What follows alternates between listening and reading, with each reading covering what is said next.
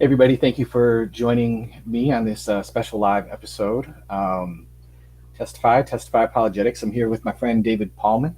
We're going to be talking about gospel authorship. David has recently put out like an amazing long video, and I think you've broken it up into more digestible parts on different like topics about the authorship of the Gospels, and just a really deep dive into the topic. And so you've also done a recent debate with our boy Kevin here, who's in the chat. Hey, Kevin. But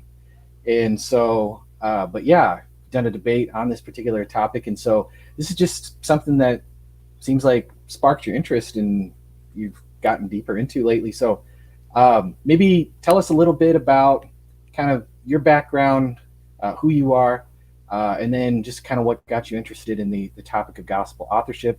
And then, of course, as you guys can see, we got Dan McClellan's lovely face here. We're going to be responding to one of his videos on this topic because I feel like David really addressed a lot of the things in this topic. But this video of Dan's on TikTok, I think it's close to 200,000 views. It's really just kind of taken off and gone viral. And this is just such a controversial topic. So definitely wanted to cover it. So anyways, enough rambling from me. Dave thinks the mixologist, Pallmann, the scholar, Dillard's extraordinaire. Thanks for coming on, man.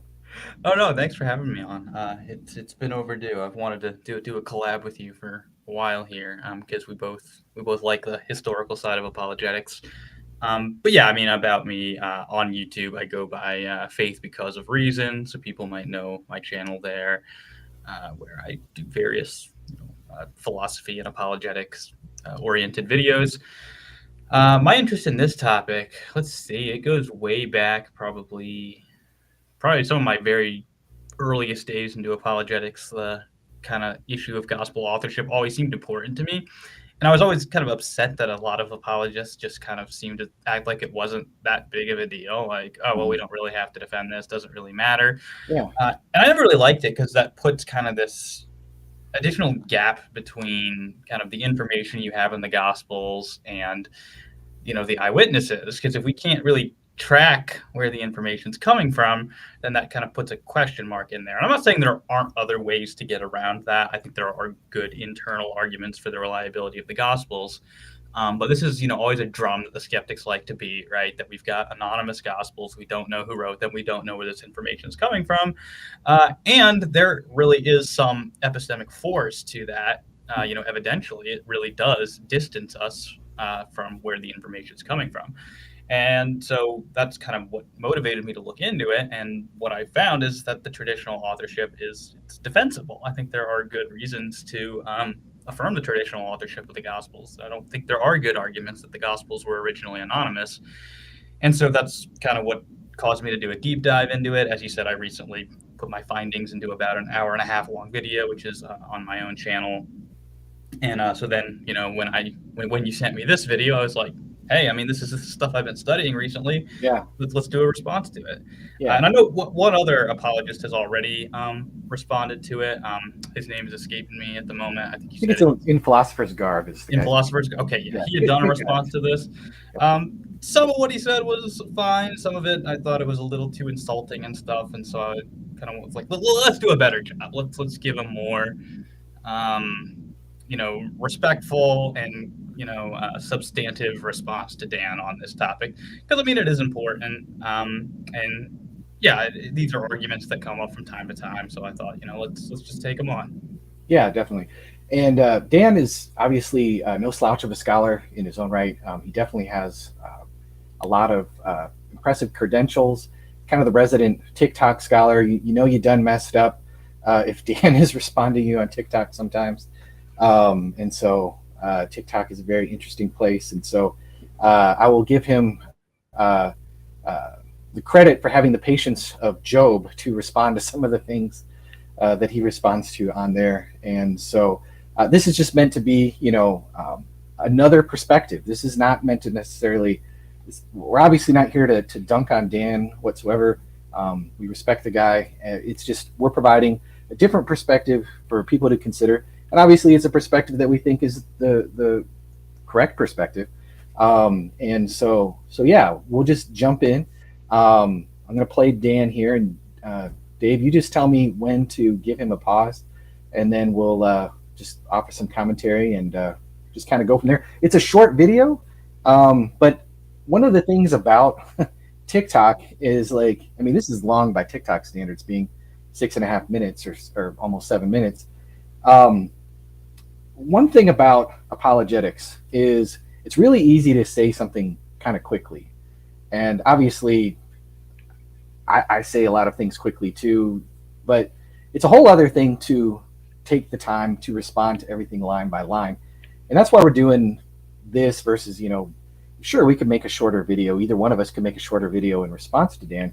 But there's so many different claims here that really take time to kind of unpack, unravel, and to do a sufficient job on it. And so that's why we wanted to do the live, because even though, again, it's a short video, there's just so many things that you can say in response. So without further ado, here is Dan.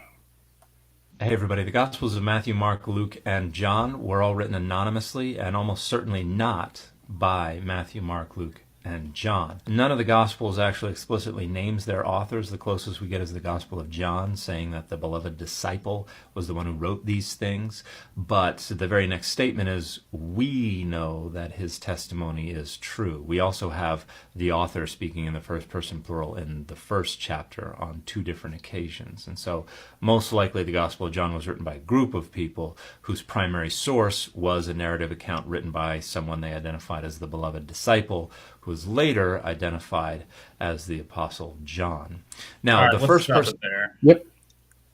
All right, so this issue about the gospel authors don't identify themselves in the text.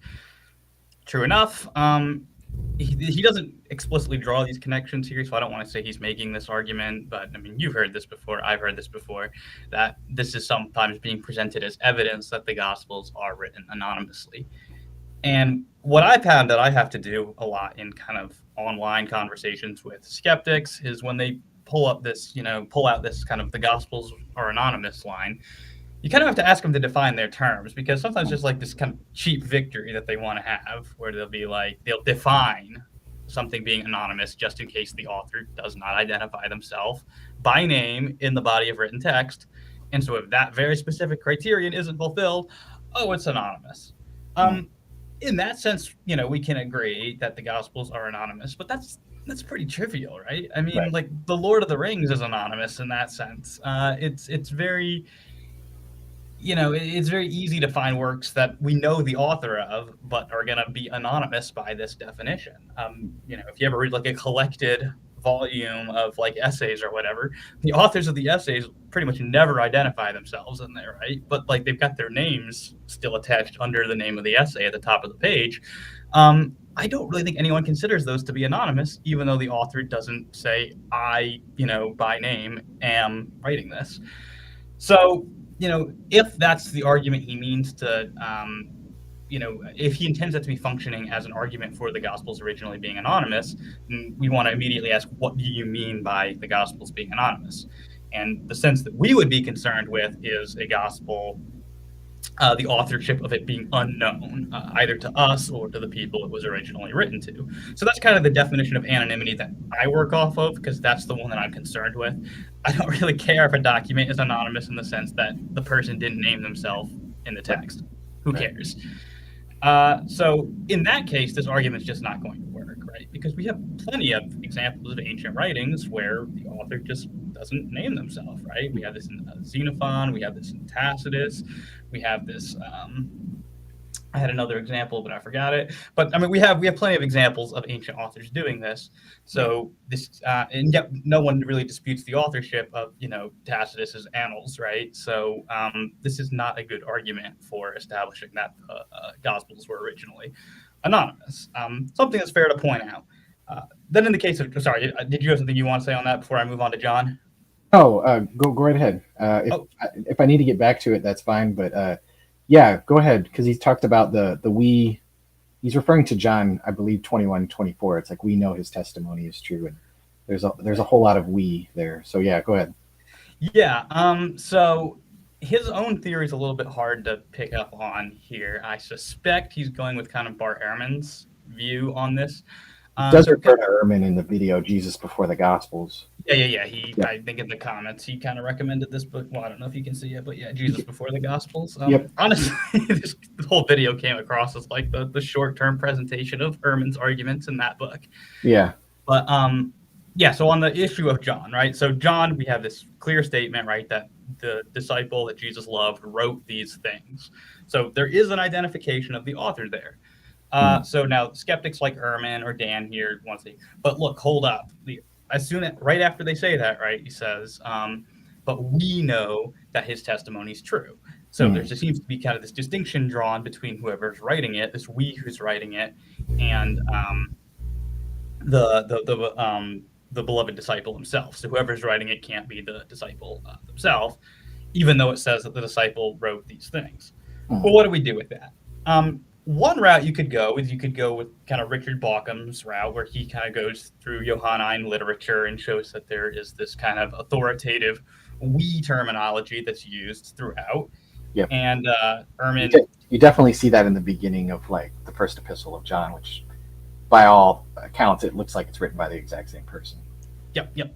And is at least being attributed to the same person. So so we've got this kind of Johannine idiom where this Bauckham calls it the we of authoritative testimony, right? I've never seen Ehrman interact with this. I didn't see Dan interact with it, and I understand, it's a TikTok video. He can't deal with every possible objection, but still, I mean, this is a substantial response being offered by a leading scholar for how the disciple who Jesus loved could have written this. And I think that Bauckham's argument is really interesting. Ultimately, myself, I am persuaded that this particular statement here is not written by the disciple that Jesus loves. But I don't infer from this that therefore the disciple didn't write the gospel. On the contrary, the statement itself says that the disciple wrote these things. Yeah, exactly. It's pretty explicit. Right. So I think that probably we're dealing here with a bit of a later copy of the Gospel of John. My own guess is that it was copied after John the Apostle's death. My own theory actually is that Papias is the one who is doing this, but I'm not going to die on that hill. And I think the reason I think it's soon after John the Apostle's death is because it seems that in response to sort of the earlier copy of the Gospel of John, where we had this statement that, John, where Jesus says to Peter, if I want the disciple to live until I come, what's that to you? Follow me.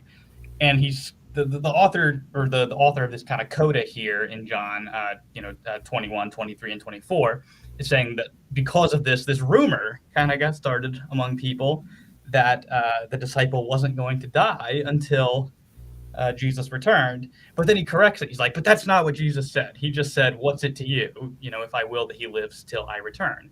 So this correction of this rumor suggests to me that this statement, perhaps even as written in the Gospel of John, had already been circulating among Christians, had created the rumor. And so this copy that was occurring shortly after John the Apostle's death was sort of keen to correct that rumor. And so that's what we're dealing with this statement. What's important about this, though, is if I'm right about this, is that it proves that the identity of the disciple as John was well known, because the rumor wouldn't have cropped up otherwise. Papias or whoever is writing this coda, they would have no reason to correct the rumor if it wasn't for people already widely acknowledging that this had been written by John. So I really don't go with Ehrman and Dan on this assumption that whoever wrote the we passages there had to have written the entire gospel. If we just interpret that verse most naturally, it seems like there's going to be a primary author of most of it, right? He's the one who wrote these things. And then instead, it's the we statements that we should see as kind of these secondary later additions to the gospel. So in one sense, I go with Ehrman and Dan saying, yes, this probably doesn't come from John the Apostle's hand. I do not see how they're getting to, therefore, John the Apostle did not write it, when that's literally what the passage says. I mean, you think he said something that we do see the we kind of crop up at the very beginning, like in the prologue.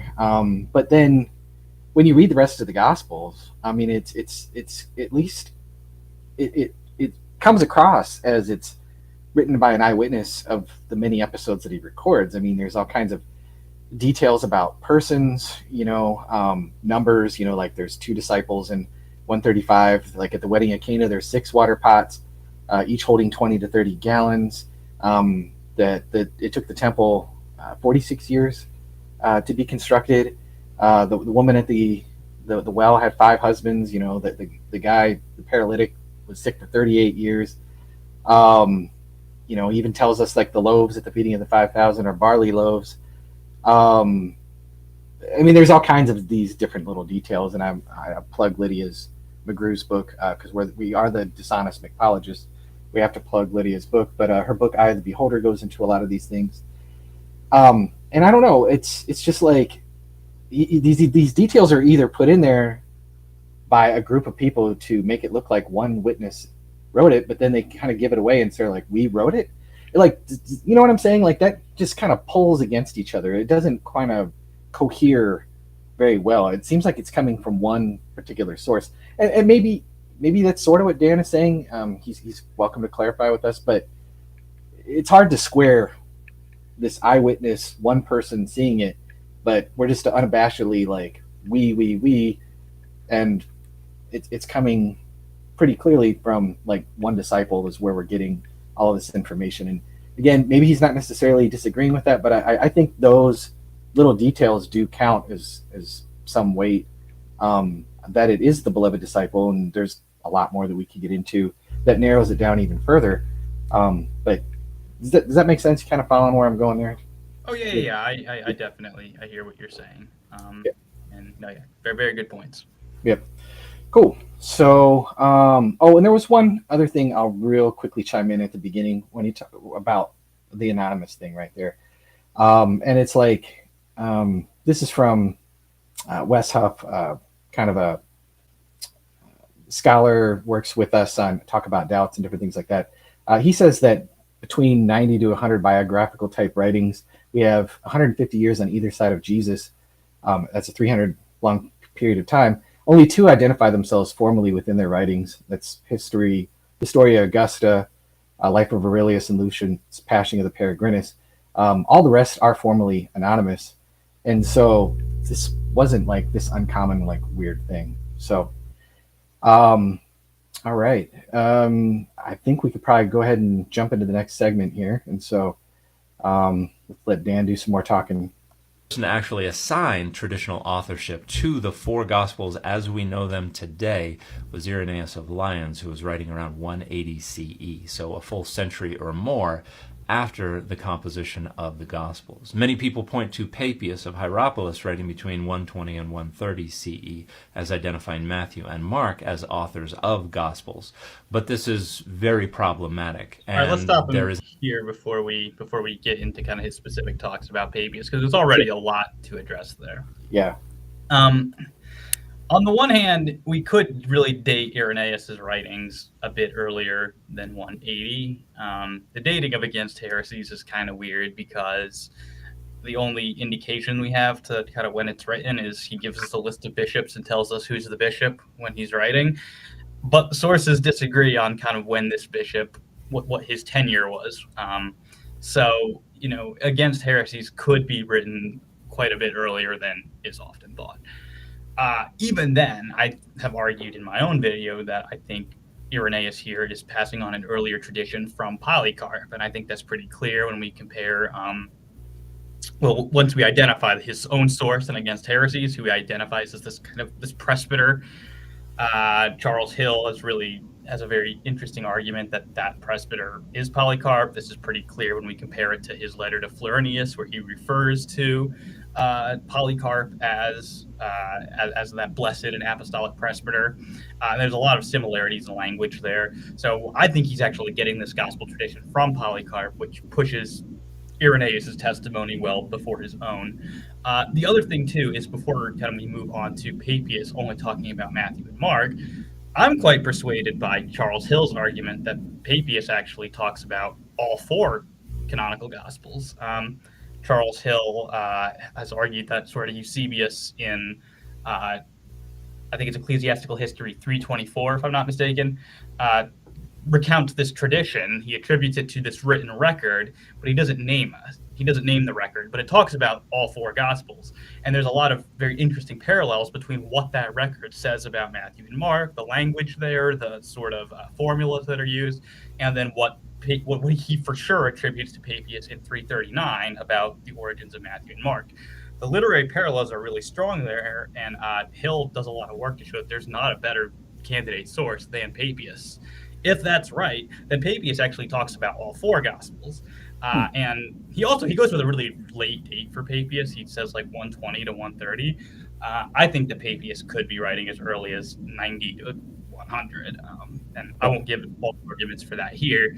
But suffice to say, Papias could be writing well earlier than he's dating him to be writing. Interesting. Yeah, that's new to me. And so you said that's, I did see that in your video. You said that was Charles Hill. What was the name of is there like a monograph or something that he did on that, or?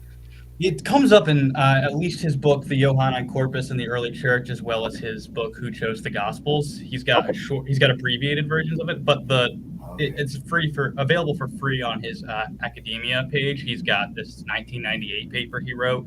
I think it's called. I know the subtitle is A New Papian Fragment. I think the title of the paper is What Papias Said About John, and then in parentheses, and Luke, and then A New Papian Fragment.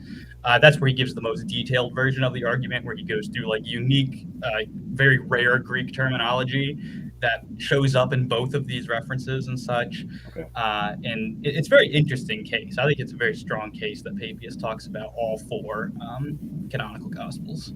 Interesting. That's interesting. I do have Who Chose the Gospels. I must have forgotten about that one. Real quick, I wanted to ask you a question on is Irenaeus, some people, because Irenaeus does refer to Papias, he does quote like a saying. I'm sure we'll probably talk about that because Dan's going to bring it up here. What do you make of the argument that Irenaeus is dependent on Papias, and like that's where the tradition is coming from, and it just kind of all comes basically from one source? There's not like this independence. Well, if you go that route, then you're going to have to abandon the idea that Papias only talks about Matthew and Mark, because Irenaeus talks about all four Gospels, right? You have to drop Dan's argument that, Irenaeus was the first person who talked about it. If he's dependent on Papias for this tradition, then this tradition goes back a generation or more before Irenaeus himself. So you're hurting your case for anonymity if you want to say that. Okay. But, on the other hand, all right, let's say the skeptic grants that. Let's say that they grant Charles Hill's case that Papias talked about all four Gospels, and that Eusebius tacitly records that in Ecclesiastical History 324. Okay, what do we do with that? Well, the way I've argued for this is I've, again, depended on Charles Hill's book, From the Lost Teaching of Polycarp, where he argues that Irenaeus' source is most likely to be Polycarp here, based again on the sort of literary parallels that I sketched out before and in a bit more detail in my video. I think there's very good reasons for thinking that Polycarp is actually the source of this information. Polycarp and Papias are both contemporaries of one another. They're both disciples of John the Apostle. So this is actually, I think, it gives us two independent sources going back to John the Elder there. Case isn't completely certain. Maybe Irenaeus is dependent on Papias. We know that he had read him, but I think the evidence actually favors viewing Polycarp as his source there and not Irenaeus. So I basically just argue based on the parallels between Irenaeus' tradition and what he tells us about Polycarp in the letter to Florinius. The parallels there are pretty strong. If they're right, this indicates Polycarp, not Papias, is the source of his gospel tradition, thereby giving us two early independent traditions about gospel authorship. Interesting. Okay, gotcha. No, thanks. That's definitely helpful and clarifies. Let's have Dan continue here. Is not a good case to make that Papias is actually referring to the Gospels of Matthew and Mark as we know them today. To begin, Matthew is identified as having been written originally in Hebrew, which is not true. Let's Additionally, stop him there. Yep. Okay, Matthew being written in Hebrew. It always frustrates me when people just kind of put this out there, because there's a strong alternative defended by credible scholars to this idea that when Papias says the Hebrew dialecto, he's referring to the Hebrew language, right? for example, there is not a definite article there, right? It doesn't say the Hebrew dialect, right? It just says it was written in Hebrew dialect, no definite article, which we would expect if he's intending to say the Hebrew language. We would expect him to put the there, right? The definite article, but it's just not there in Papias. And so this, coupled with some other contextual considerations, have urged some scholars, such as, Jay Kurtzinger and Bernard Orchard and Robert Gundry. They have, looked at the semantic range of that word dialecto, and it doesn't have to mean language. It can mean Hebrew style. It could mean Hebrew dialect, something like that. And, it's not controversial that our Gospel of Matthew is the most sort of Jewish in focus. Robert Gundry in particular has argued that kind of when we look at Papias's statements about the Gospel of Mark, he's got this kind of concern with the style of Mark. He's concerned about the order, right? He's saying that Mark is not written in order and that Matthew is. So Gundry argues that this favors a similar frame of reference when he's talking about Matthew. He's concerned with the style of the Gospel, and so that this should favor the translation that it was written in a Hebrew style, not Hebrew language. Either interpretation of that word dialecto is possible. They're both legitimate translations, but there are some contextual reasons and scholarly defenses of the idea that this is not intended to be read as Hebrew language.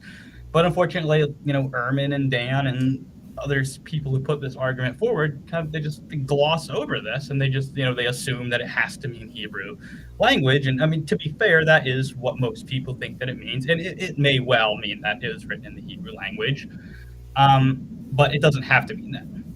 But okay, put that aside. What if Papias is saying it's written in the Hebrew language? Well, let's throw him a bone here. If that's what he's talking about, Papias isn't talking about our Gospel of Matthew. But that doesn't mean that we don't have, this is just worthless, right? We've got now two Gospels attributed to Matthew, right? Our canonical Gospel, somewhere along the line, became attributed to Matthew. Certainly by the time of Irenaeus it was, because Irenaeus quotes our Gospel of Matthew and says Matthew said this all the time. So we know that this Gospel became attributed to Matthew. And assuming this interpretation of Papias is correct, then there's this Hebrew Gospel of Matthew. What do we do with that? We have these two Gospels attributed to Matthew. Best explanation, I'm going to say, is because Papias also says, right, that everyone interpreted, possibly translated this as best they could. If you favor the interpretation that this means Hebrew language, you're probably going to favor the interpretation that everyone translated this as best they were able. So most likely, our Gospel of Matthew is going to be a translation of that original. There are arguments against the possibility of our Gospel of Matthew being a translation from a Hebrew original. I've tackled those on my channel. They're all very bad arguments. There are not good arguments that our Gospel of Matthew wasn't translated from a Hebrew original. Even if you think that couldn't be the case for some reason, you don't have to say it's an exact translation. You could say it's an expansion. But what I'm concerned with is who's responsible for it. The early church only knows of one person, Matthew. So I'm going to say the best explanation, simplest explanation is, if there was this Hebrew Gospel of Matthew, and we know our canonical Matthew is attributed to Matthew, the best explanation is that Matthew himself is responsible for that translation. Okay. So that's kind of my twofold response to this Matthew. He can't be talking about our Matthew because he says it's written in Hebrew argument. Yeah, I mean, there's a couple ways that we can go. There's options that are obviously on the table either way. So cool. No, that's helpful. We'll let Dan continue here. Papias says that Matthew was a sayings gospel, which is also not true. It's not a sayings gospel. It's a historical narrative that has sayings embedded in it. Papias says that Mark was the interpreter of Peter. Let's stop it there for a bit. So Papias doesn't say it's the sayings gospel, though, right? He says that Matthew compiled the logia in the Hebrew language, or in the Hebrew dialect, Hebrew style. So this word logia, it can mean sayings, but this is not the only possible meaning of the word again. And I think we have good reason from Papias's own words to think that's not what he means, because when he talks about Mark in parallel, he parallels this word logia to this term, the things said and done by the Lord. So he's not just including sayings in there, he's including words and deeds. So he doesn't refer to it as a sayings gospel. He uses the term logia, can mean sayings, but if we're going to let what he says about Mark interpret how we read what he says about Matthew, then we're going to read this as the things said and done by the Lord. Additionally, the same term is used by Origen and Irenaeus, and they use it as a synonym for Gospels. So this just seems to have been a word that early Christians used as a synonym for Gospels, sort of like, when Justin Martyr says memoirs, also known as Gospels, right? So the early Christians didn't just use the word Gospels. They, used the term memoirs. They also seem to use the term logia. There's no reason to think that logia can exclusively refer to sayings. There's excellent reason from Papias' own words to think that he means that this includes both sayings and deeds. Wow. Yeah, no, that's good. And so, yeah, it seems just like way too rigid of an interpretation. So no, that's super helpful. Also, I don't know. I'm going to take a second to admire Dan's face that we froze it on there. Sorry, Dan. We didn't mean to do that. Yeah, we didn't mean to do that. Sometimes I'm editing my own videos and I'm like, whoa. But anyway, here we go. And recorded everything that Peter said and put it together in no particular order, again, as a sayings gospel. Neither of those details is true of the Gospel of Mark either. We also have data that indicates Papias did not know. Yep. I don't know where this no particular order translation of Papias comes from. I've read multiple translations of Papias's writing, or the fragments that we have of Papias's writings, and I've never seen this no particular order. I see Bart Ehrman describe it that way. I've seen Dan quote it that way. In my debate with Kevin quoted it that way. I don't know where this is coming from. I really don't. But Papias, so far as I know, does not ever say that Mark didn't put it to get together in like said that. Let me start that over again. He doesn't say that Mark put it together in no particular order. He says that it was not in order, which, as Dan points out in his own response to I'm forgetting the man's name again. Was it In a Philosopher's Garb? Yeah. Yeah, in his own response to Philosopher's Garb, he agrees that this is about chronological order. I don't think it's exclusively about chronological order. I agree with Hill on this point, but I think chronological order is in view here. Well, Matthew and Mark have different chronological orders. Who's got the correct order doesn't matter for the sake of this. The point is, early Christians, it had been recognized that there was some difference in chronology. There was some difference in the order of these Gospels. What Papias' source, the elder here, is saying is that Matthew has the correct chronological order and that Mark does not. Right. And, even if he's wrong on that, that's fine. That's what he believes. He's saying that they're in he's saying it's not in chronological order. He's not saying there is no particular order here. Yeah. So I really don't know where this no particular order line comes from, because as far as I've seen, it does not come from Papias. Papias just says that they weren't in order. I mean, I think they're getting this from Ehrman, and I just find this to be a very wooden kind of reading of Papias or the fragments here. So anyway, yeah, I don't know. I find this argument in particular to just be a little on the strange side with Mark. I understand the arguments against Matthew that they're making, and there's more plausibility there, I guess, to what they're saying. But with this one with Mark, it just, I don't know. I would reading the Bible like a fundamentalist. Yeah, it's very, very literally. So, of the Gospels of Matthew and Mark as we know them today, he never quotes from them. He also says he doesn't really like the written accounts of Jesus's life, preferring the living voices. Meaning, all right, let's stop in there. So first of all, it's not true that Papias does not quote from the Gospels. We do have fragments of him quoting them, and I'm blanking on what the specific ones are, but in Hill's book, which you said you had, I'll plug Hill's book because I like it, right? Who Wrote the Gospels? He goes through the fragments that we have of Papias, which we have, some of them are even more recent discoveries, but we do have Papias quoting from our Gospels. So we know that he had Gospels that were very much like ours, or at least shared content with ours. And I'm just going to argue the simplest explanation is that he had our Gospels instead of positing endless proto-Gospels. Right. So he does sometimes quote from our Gospels. I don't know if he quotes from all four of them, but he does quote from some of our Gospels. And then I don't know where this other thing comes from about Papias saying that he doesn't like written accounts, or that he thought, these accounts weren't as authoritative. He'll explain it more in a minute here. But that's just not what Papias says. Papias says in his own writings that he has a preference for living and abiding voices. He doesn't think that books are going to profit him as much as a living and abiding voice. I mean, okay, you don't have to agree with him on that. Maybe you think a book would be better, whatever. This is Papias' own preference. He's not saying he doesn't read books. He's not saying he thinks that books are bad or that you can't get things out of them. He's expressing that he himself doesn't think he can get as much out of them as he can from a living and abiding voice. This statement from Papias has been like so twisted by skeptics. It's unbelievable to me. Like Richard Carrier twists this to say that Papias says that he rejected books and only like relied on hearsay. And I'm like, did you even read Papias? That is not what he's saying there. Ehrman has similar comments on that, and I just don't get that reading of Papias. Like, do you have any charity when you read the man? Richard Carrier would never make any sort of mistakes like that, David. Come on. That's Dr. Richard Carrier, PhD to you. That's right. And so, yeah, no, that again, it does seem like a bit of an overreading there. And so, yeah, let's let him continue.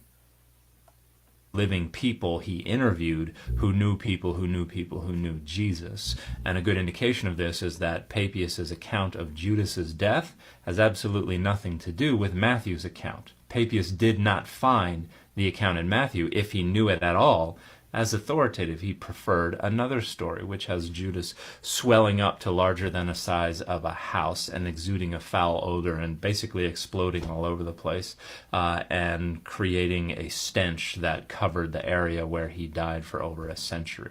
There. You forgot the worms in the genitals part. I mean, that's like the creepiest. Is that this video, or is that the response he did to? No. He forgot that particular part of the supposed saying, which just makes it like all the more like, whoa. Anyway, sorry. I just went to like 7th grade humor land, but you're good. Yeah, go ahead.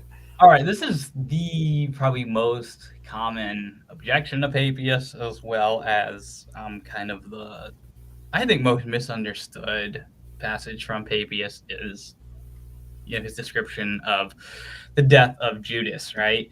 So, what's going on here, right? Well, what we have is these commentaries. Can you still hear me? Yeah. Okay, I don't know why my camera is blacked out, but I still see you, but you're kind of frozen. Okay. Well, just go ahead and continue, and hopefully, if it's a lag, it'll clear up. Oh, Dave, are you there? Seems like we lost Dave. Bear with me, guys.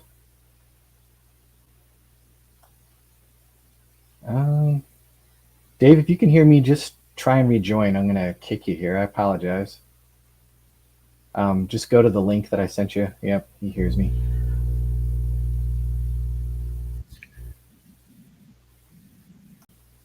All right, the return of the king. All right, can you hear me? Oh, I can't hear you. Are you muted? I can see you, but I can't hear you.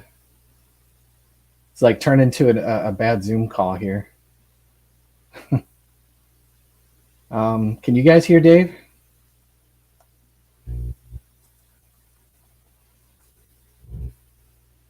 All right. Sorry, guys. It'll be just a second here. Don't mean this to turn into, like I said, a bad Zoom call. All right. How about now, Dave? Yeah, no sound. Oh, this is lame. Let me make sure I'm not muting him somehow. He's frozen again. I hope it's not my internet. Can you hear me? Just give me a thumbs up if you hear me. Okay. I can't hear you, though.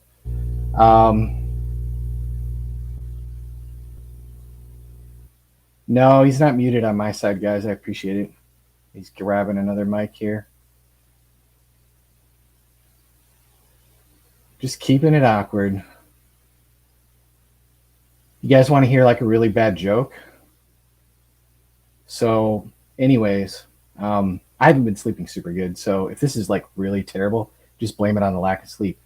But so, anyways, do you know why it's hard to get people to replace clog dancing instructors? Because they leave very hard shoes to fill. Okay, that was terrible. Okay. Really scraping the bottom of the barrel. Everyone's leaving. No, I'm just kidding. How's it going, Dave? Did you get the new mic plugged in? It's terrible. He's kind of frozen. Let me get rid of. Oh, okay. Thought that might help. All right, guys. Well, I appreciate your patience. I'm really sorry about this. We'll keep trying, and because we're really only halfway through, and Dave's got the goods here, so I don't really want to just try and take this on by myself here. All right. Hey, I can hear sounds. Can you hear me? I can hear you. Can you hear me? Woo! All right. Miracles still happen. Take that, cessation. The argument that Papias knows the Gospels of Matthew and Sorry, Mark. I accidentally hit play. Okay. All right. Do you remember where we were? We were talking about Judas. Oh, yes. Judas, I yeah. Judas is exploding there before my really bad dad joke. I hope you missed that one. All right. Yeah, go ahead. Take it away with Judas here. Okay, so what's going on here is we've got these fragments from Papias preserved by, I think it's Apollinaris of Laodicea, this story of Judas, right, where he bloats up really large. He's so fat that he can't, go through places where a wagon passes easily. Even his head is so big that he can't pass through. That he's got, his genitals swelling up really large, and that he's, peeing out bugs and maggots and things of that nature. And that, yes, eventually he dies by bursting on his own land and creates this stench that's so bad that nobody can go through it without holding their nose. Very entertaining passage, right? So here's what I never see skeptics such as Dan or Bart Ehrman or Richard Carey or whoever, I never see them bring up the fact that Apollinaris records this statement, and he records it twice, and they don't read the same way.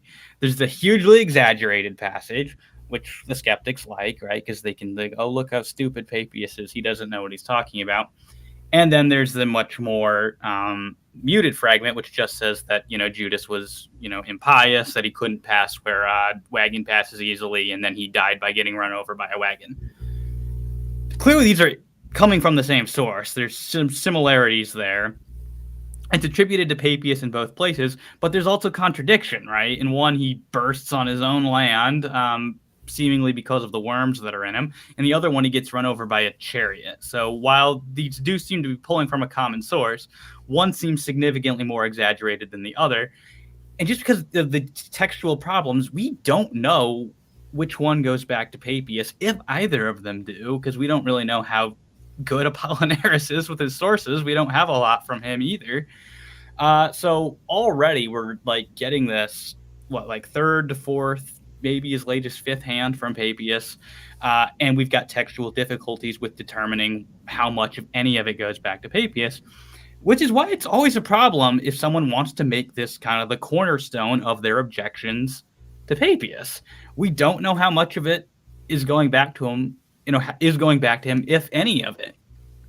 So there's that kind of issue there, the textual problems.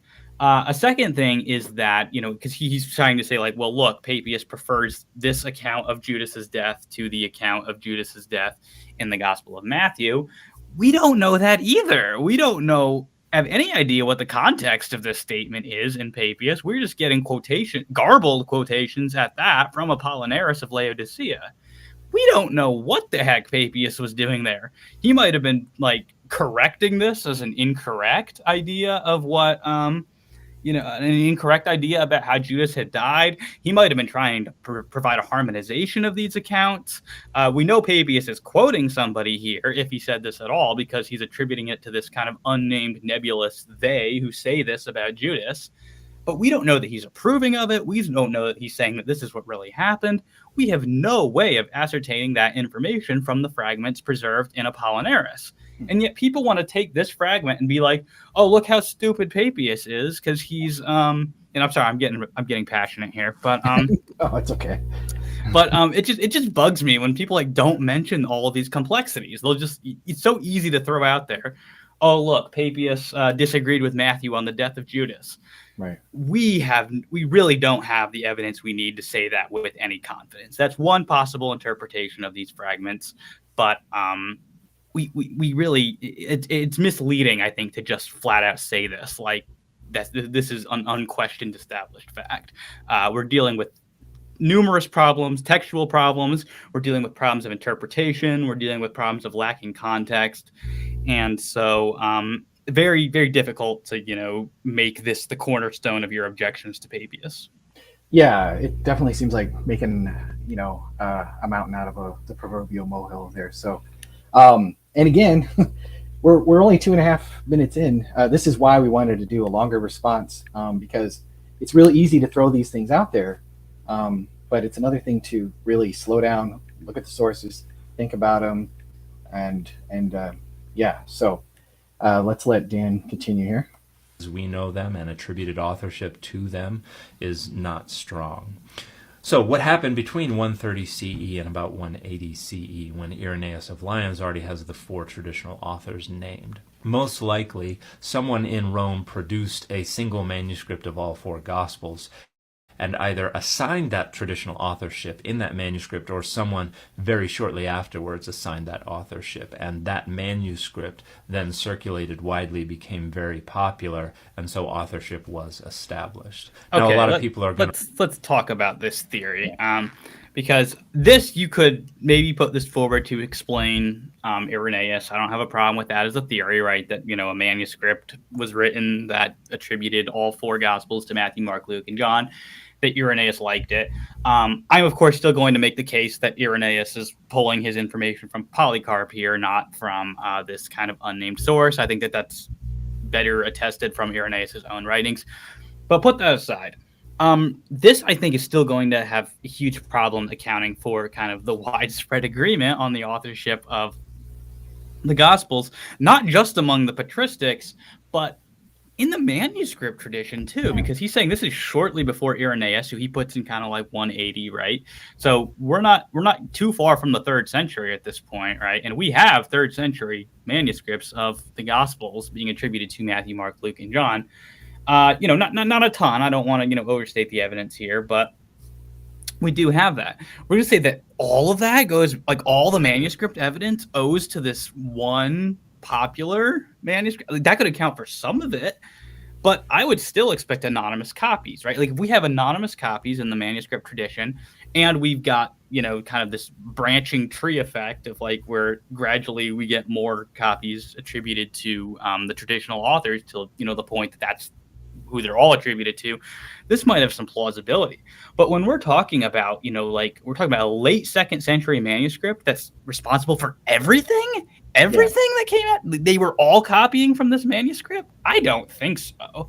Yeah, it feels like a just so kind of story. And the other thing too is like it just assumes this like lack of interest that the early church would have had in apostolicity. And I mean, I guess you could argue, well, you don't see the names mentioned, in which he's going to in a minute here. With we'll deal with that in a minute. Yeah, but it just assumes that there's no interest at all, and it's just like there's like a credulousness. I don't know, but yeah, it does seem, like I said, like just kind of a just so story. So we'll let Dan continue here.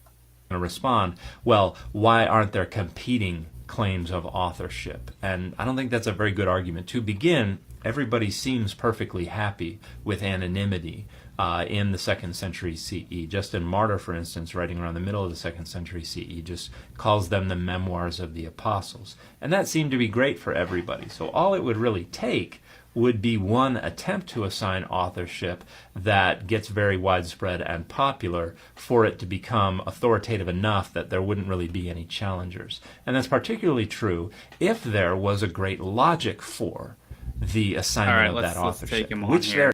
Yep. Okay. So when I encountered this argument, this idea that, oh well, look, prior to Irenaeus and possibly Papias, right? We've just got everyone's fine with them being anonymous. There's this incredibly subtle shift, I guess, that takes place between somebody quoting a gospel and not naming the author and treating that gospel like it's anonymous. And these are just clearly not the same thing. You cannot point to examples of someone quoting a source without naming the author and then infer from that, therefore, they don't know who the author is or don't have a belief about who the author is or whatever. And we can show this for sure in the case of Irenaeus.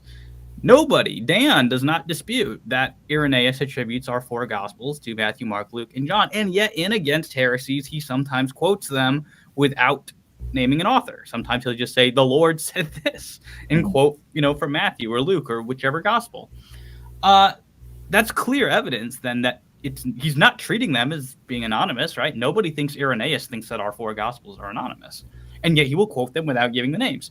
Therefore, quoting a gospel without naming an author is not sufficient evidence to say, therefore, the person is treating this gospel as though it is anonymous.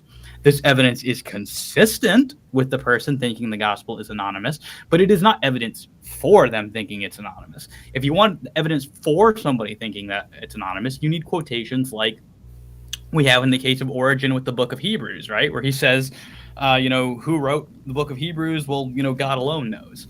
That's a direct statement that nobody knows who wrote this. But you can't just say, oh, look, they quoted the gospel without naming it, therefore they think it's anonymous. And in the case of Justin Martyr, I love it when skeptics bring up Justin Martyr because he refers to the gospels as the memoirs of the apostles and their followers. If he doesn't know who wrote these, how does he know that they trace to the apostles and their followers? Right. On what possible grounds could he say this if he has no idea who wrote these documents? Note the plurals there, right? The apostles and their followers. This requires a minimum of 4 gospels, a minimum of 2 written by apostles, and a minimum of 2 written by their followers. Right. Which the skeptics will just have to say, it's a happy coincidence that just matches with the fact that we have 2 gospels attributed to apostles, Matthew and John, and we just happen to have 2 that were attributed to their followers, Mark and Luke. I don't think that is just a coincidence. But beyond this, right, in the dialogue with Trypho in chapter 106, Justin names the source of one of the memoirs. He refers to the memoirs of Peter and says that it records Jesus changing the names of the sons of Zebedee to the sons of thunder. Right. So at least one of these memoirs is associated with the name Peter. Right. And then it's also interesting that this term sons of thunder, it only occurs in the Gospel of Mark, which also just so happens to always be attributed to being the memories of Peter in every patristic who talks about the origins of the Gospel of Mark. Is this another happy coincidence? I mean, I just don't think Justin is a good case for saying that the Gospels are anonymous. He betrays his hand. He shows us that he does know something about where these Gospels are coming from. Sorry, I'm getting passionate again. No, it's really good. And yeah, it just seems kind of like at least a cousin of our good old friend, the argument from silence here, just because obviously the other patristic writers are referring to them as authoritative constantly, but yeah, you're right. It just because it's consistent that they don't name them with anonymity. I can use words. I have the best words, but it's not necessarily like definitive proof. You can't just from that and go, aha, that's it. They don't know, and especially when we look at the clues, like you said in Justin Martyr. So no, that's excellent stuff. So we'll let Dan continue here. There is for Matthew, Mark, Luke, and John. To begin, we already have this tradition of Matthew and Mark having written texts associated with Jesus' sayings. But what were the 4 most important disciples or followers of Jesus in the New Testament? We have Peter, James, John, and Paul. So why weren't the 4 of them assigned authorship of the Gospels? Well, James died pretty early on as a martyr, before the Gospels were even written. So James is out. But it's easy to replace James with Matthew because like Papias mentioned, we have this tradition of Matthew writing something in Hebrew. And the Gospel of Matthew, as we know it today, is the most Jewish of the Gospels. Matthew is actually almost certainly a Judaizer and is quoting heavily from the Hebrew Bible. Let's pause him real quick. I know he's in the middle of his explanation, but he doesn't realize he's making such a good case here for the traditional authorship. He's like, look, there's all these internal reasons why they would be attributed to these people. Yeah. Well, that's one way to interpret it. Or he's attributing it to them because these people wrote it. Like he's like, oh, well, there was already this tradition about the Gospel of Matthew. Yeah, where did that come from? I want to say it's because Matthew wrote it, like this isn't rocket science. Right. But yeah, no, just pay attention to that as he goes through his whole explanation of why he thinks these names were attributed to them. And by the way, I'm glad he does this, right? A lot of skeptics don't even do any work to try to explain how these names got attached to the Gospels. I appreciate he's trying to do that, but the reasons he's giving are actually very good reasons for thinking that the Gospels should be attributed to these people because they wrote them. He's like pointing out that they have internal earmarks that we would expect if the traditional authorship hypothesis is correct. So just keep your antenna tuned for that as he kind of goes through his explanation. Yeah, no, that's good. Is also the only one that mentions the calling of Matthew by that name. In the other Gospels, the tax collector is Levi, but in Matthew, the tax collector is named as Matthew. So this is a wonderful candidate for the text Papias says was written by Matthew, and they're not really concerned for the incongruity between the details Papias provides and the actual text of the Gospel of Matthew.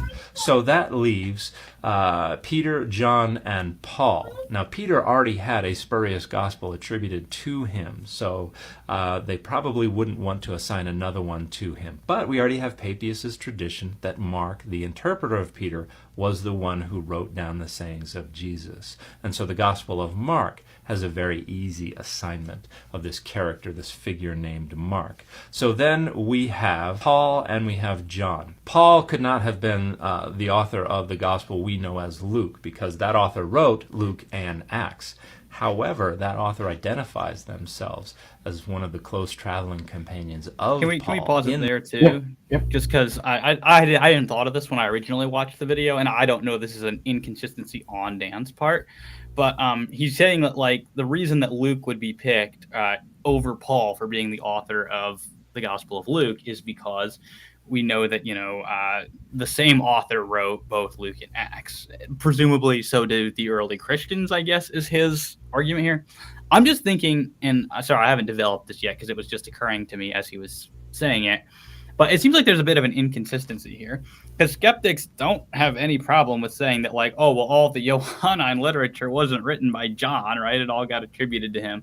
Or like Hebrews wasn't written by Paul because, look at these, whatever thematic differences or differences in wording and such. I wonder if there's a bit of an inconsistency here because it seems like on the one hand, they want to be like, oh, well, if the Christians would have been concerned with this, they knew they had to be consistent and attribute both Luke and Acts to the same author, right? And it couldn't be Paul because clearly Paul didn't write Acts, right?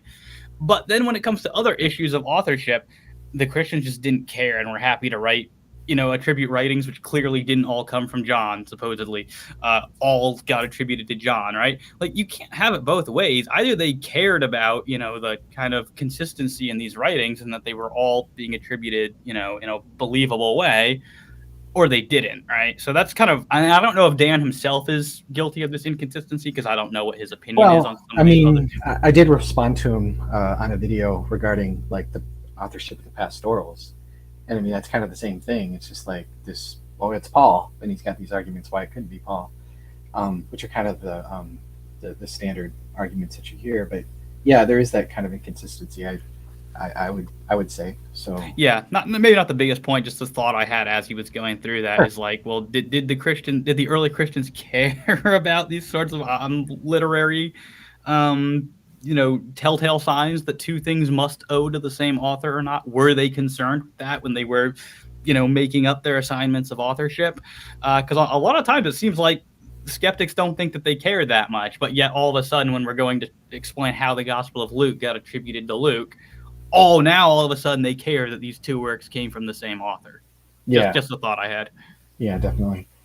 So we'll let Dan continue here. Oops, clicked the wrong.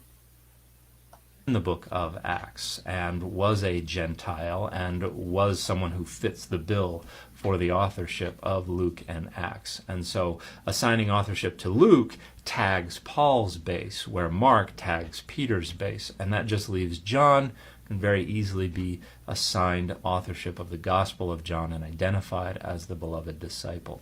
So there is an internal logic to the authorship of Matthew, Mark, Luke, and John. To the four Gospels, it matches the tradition that would have already been in circulation spread by Papias, who probably got it from somewhere else. And thus, by the time of Irenaeus of Lyons, those four authors had become authoritative as the authors of the four Gospels of the New Testament.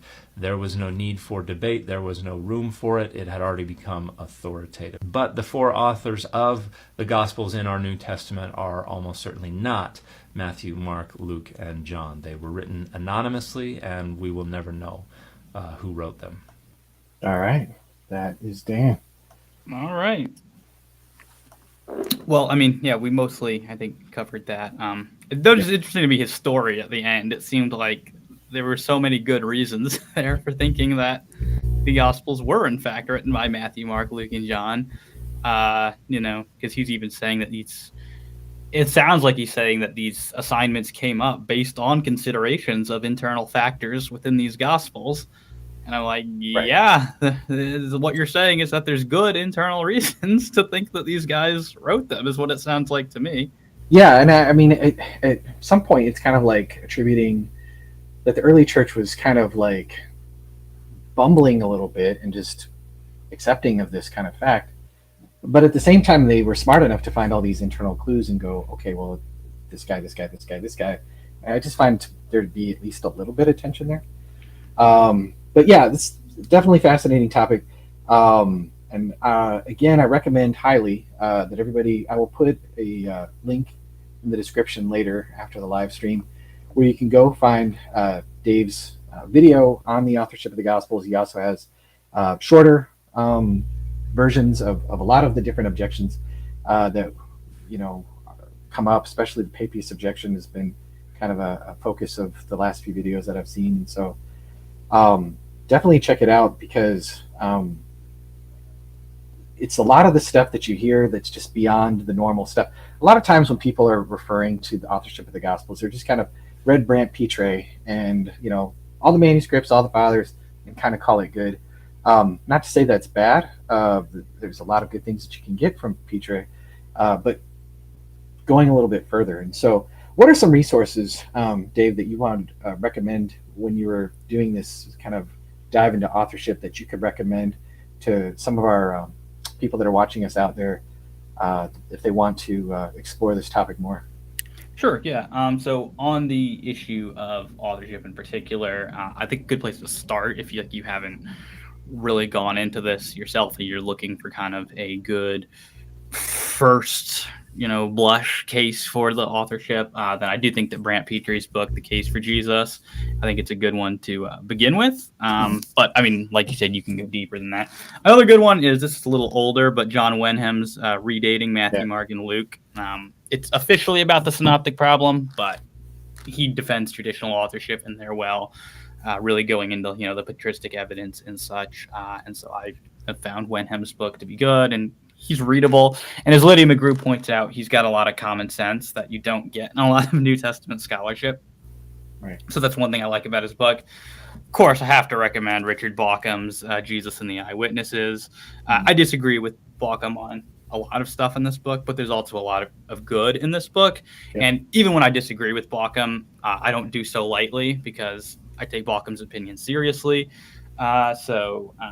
Even on areas where I think he's wrong, like I think he's wrong about the authorship of the Gospel of Matthew, for example, that's still, there's still a lot, to consider. So Bauckham's someone you should always, take his perspective seriously, even if you don't ultimately come to agree with it.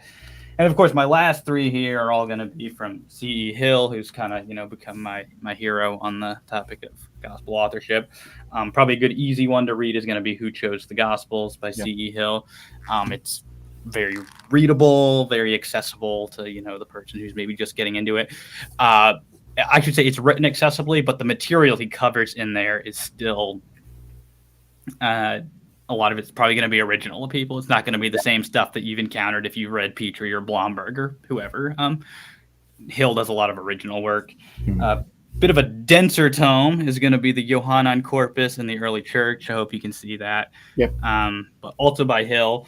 This is a thick book, so there's a lot. It's a bit of a denser read, but a lot of really good stuff on there. Like, for example, if you've kind of run Petrie's argument that, like, well, there was no ancient debate over the authorship, some people will be like, well, what about Gaius of Rome, right, who said that the Gospel of John was written by Cerinthus and such. That book has a whole chapter, on that issue. So it's really an invaluable resource.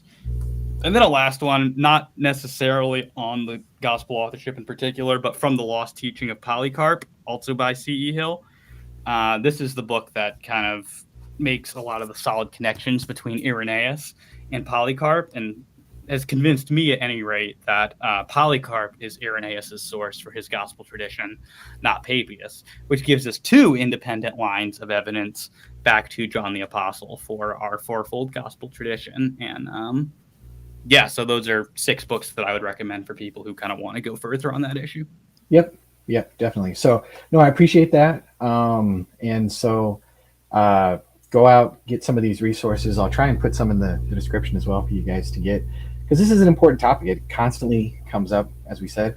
And I can already hear some of the complaints. Well, you guys are just dishonest McPologists trying to prove out your confirmation bias and all that other stuff.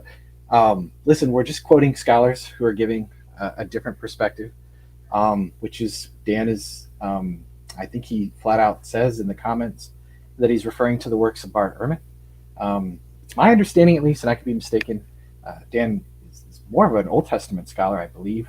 But I mean, again, he knows his stuff. So it's just, there's scholarly debate about these issues. And there's this idea that the scholars basically fall on one side. And that's not true. Now, it might be a minority voice or whatever, but you have to consider their arguments and not just appeal to bandwagons and different things like that. And so I hope we gave you guys some food for thought. And so I see Shannon Q is in the chat. Thanks, Shannon, for stopping by. She says, I must have missed the part where they proved that they were written by eyewitnesses. Paul and I will have to watch later. Well, Shannon, I hate to disappoint you. You don't have to go back. I recommend going back and watching for authorship. But we're not necessarily arguing in this particular stream that they are written by eyewitnesses. We're just talking about the authorship issue. I think that if we did mention at the beginning of the show that there's some entailment, that kind of goes on, that goes both ways, but that's not exactly what we covered. Right. Yeah, we were more concerned with answering kind of the objections to the idea that they were written by the traditional authors. We weren't so much presenting the positive case for it. If you are interested in that, again, I have that almost hour and a half long video on my own channel where I do present a positive case for thinking that the Gospels were written by Matthew, Mark, Luke, and John, which, by the way, we freely admit that Luke and Mark are not eyewitnesses. So we're not saying they're all written by eyewitnesses. We're saying that even Matthew and John, we don't think are eyewitnesses to absolutely everything that they record, though we think they are to a substantial portion of it. But we weren't making the positive case in this video so much as we were answering the objections to the positive case. Yeah. Captain Dadpool, another TikTok creator, pretty large account. I like his stuff for when he's kind of give a different perspective than myself, I guess. He's good at articulating that. You're quoting You're quoting fringe scholars. This isn't even debated anymore. Hasn't been for a long time. Well, clearly it is still being discussed. These aren't fringe scholars. Just because somebody is a Christian who's arguing for traditional authorship, that doesn't automatically make them fringe. I mean, I don't know, Captain Dapple, how much have you read Charles Hill or Richard Bauckham? I think they have a pretty good pulse on the scholarship. They read the scholarship. They just come to a different conclusion. And so we got to judge things by the author, by the actual arguments. We can't just count noses and call it good, because the consensus of scholars didn't think that Q was a thing, and now people think that Q is a thing, and now they're starting to think that they don't think Q is a thing. Popularity is just a rotten test of truth, and so we just gotta, like I said, go back and look at the arguments themselves. And so feel free to go through Dave's stuff, go through the stream, and tell us where we're wrong. We like the engagement, we like the back and forth, and so yeah, I think that's really it for now. Well, and one other thing I'll say is, I mean, Captain Dadpool's debates, from the ones I've seen, particularly thinking of his debate with Bram Rawlings, I mean, some of the scholarship he was dependent on in that debate, I would consider to be fringe, which doesn't mean he's wrong, right? But it seems like, when you're pointing a finger at people, you got three pointing back at you, my man. I mean, you've depended upon fringe scholarship in the past. And I don't say it's wrong for you to do that. I would never say, for someone who's depending on Richard Carrier type arguments, I'm never going to say, look, that's wrong because it's fringe. I will evaluate the argument on its own merits. I would ask you to do the same with the arguments from Bauckham and Hill and, Moss and people who defend the traditional authorship. Just because their position is fringe does not in any way mean that it's wrong. The arguments stand on their own. Yeah, I think these people have, or sometimes people, I'm not talking about Dadpool here. I don't want to lump them in like that. That's probably unfair. There's this idea that like biblical scholarship is like this incremental science that just like knowledge just continues to improve over time. And really, I think, Dave, you and I can attest to this. The more that we look at some of the arguments made by biblical scholars, the constant use of like, say, just the argument from silence, like it's like their go-to.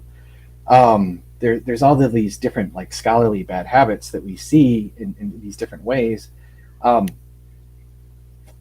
Scholarly consensus just isn't something that's going to impress me. I need to see the arguments and if they're sound. And so the discipline as a whole has a lot of bad habits. We pointed out a lot of those bad habits. And so, yeah, like we're gonna have to do better than that. So and that's a point to hammer home. I mean, because New Testament scholarship is particularly egregious in like pervasive methodological problems, such that I think that a scholarly consensus in New Testament studies does not carry the same weight that it might in another discipline, right? Like it's different if we're talking about, biologists or cosmologists or something like that, because I'm not really aware of deep like methodological problems in the discipline. But I mean, these are well-known issues in New Testament studies, and this is why, like, we've had recent books coming along, like just not from like not guys on our side. Like, we've had scholars come along and like critique this kind of criteria of authenticity approach to kind of assessing pericopes, right? This isn't just people like, Tim and Lydia McGrew and, people like us on YouTube. I mean, this has been pointed out by credible people. And that has to be kept in mind when you're going to appeal to a scholarly consensus. Not all scholarly consensuses are necessarily going to count for the same thing, particularly if there are blind spots that are just kind of being propounded within the very schools who are, producing these scholars. Yeah. If you've got those blind spots, then of course it's only going to be people on the fringe who are pointing those blind spots out. Yeah. If your whole discipline makes the same mistake, it doesn't do me a lot of good for you to say, well, yeah, they all make that mistake though. So it's like, okay, like big whoop-de-doo. So, well, awesome, man. Dave, again, I really appreciate you coming on, talking about this topic. It's been fun. Sorry for some of the issues there with the internet. I don't know. But thank you guys for kind of hanging in there and putting up with my crappy dad jokes and all that other stuff. But again, check out Dave's channel, Faith Because Reason. Lots of good stuff. He's also got a whole series on Matthean priority.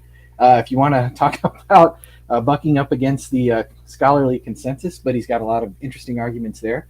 So definitely check that series out. And yeah, I think we'll sign off. I'm from the Midwest here, so we do the awkward Midwest goodbyes. But no, thank you guys so much for watching, and we'll see you in the next one.